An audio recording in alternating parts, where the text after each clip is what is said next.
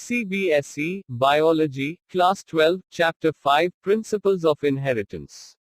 Let us learn the biology chapters through questions and answers, which most of the students prefer. Note that PG here is for page, PR for paragraph in your textbook.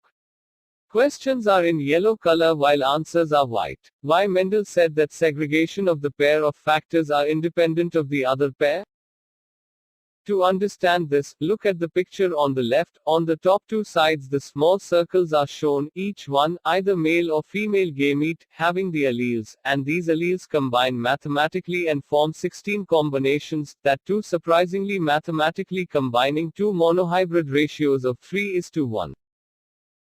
Mendel repeated this dihybrid process selecting other pairs of characters also. His hybridization experiments were conducted in the time span of nearly 7 years, 1856 to 1863, and, of course very surprisingly Mendel observed the results of 9:3, 3:1, which mathematically combined two monohybrid ratios of 3:1. Don't you think it was amazing?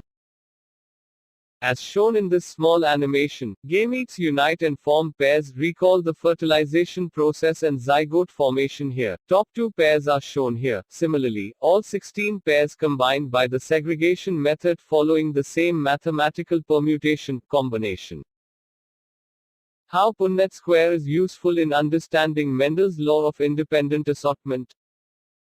To understand this, look at the picture on the left. When you write down the 4 types of eggs and pollen, capital R capital Y, small r capital Y, capital R small y, on the two sides of a Punnett square, now it is very easy to derive the composition of the zygotes that give rise to the F2 plants. Can you calculate the frequency of each type of gamete of F1 plants in dihybrid?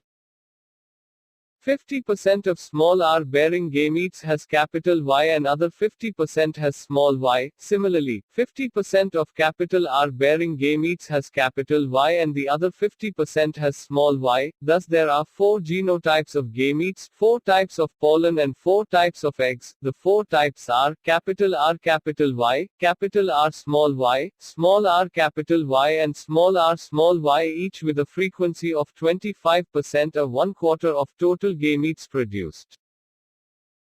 Why Mendel's pioneering work on inheritance remained unrecognized nearly half a century. Mendel published his work on inheritance of characters in 1865, but for several reasons, it remained unrecognized till 1900. Firstly, communication was not easy, as it is now in those days, and his work could not be widely publicized. Secondly, his concept of genes, or factors, as stable and discrete units that controlled the expression of traits, which did not blend with each other. This concept of genes or factors wasn't accepted by his contemporaries as an explanation because apparently continuous variation seen in nature. Thirdly, Mendel's approach of using mathematics to explain biological phenomena was totally new and unacceptable to many biologists of his time. Finally, though his work suggested factors as discrete units, he could not provide any physical proof. Note here, the structure of DNA, the constituent of gene or factor, was discovered in 1952, the first X-ray picture of DNA, which led to this discovery by Watson and Crick, was created by Rosalind Franklin using a technique called X-ray crystallography. It revealed the helical shape of the DNA molecule. How Mendel's work got worldwide recognition. In 1900, 3 scientists, de Vries, Correns and Schermach, independently rediscovered Mendel's results. Also, by this time, due to advancements in microscopy, scientists were able to carefully observe cell division. This led to the discovery of structures in the nucleus that appeared to be double and divide just before each cell division. These were called chromosomes. By 1902, the chromosome movement during meiosis had been worked out. Sutton and Bory noted that the behavior of chromosomes was parallel to the behavior of genes and used chromosome movement to explain Mendel's laws.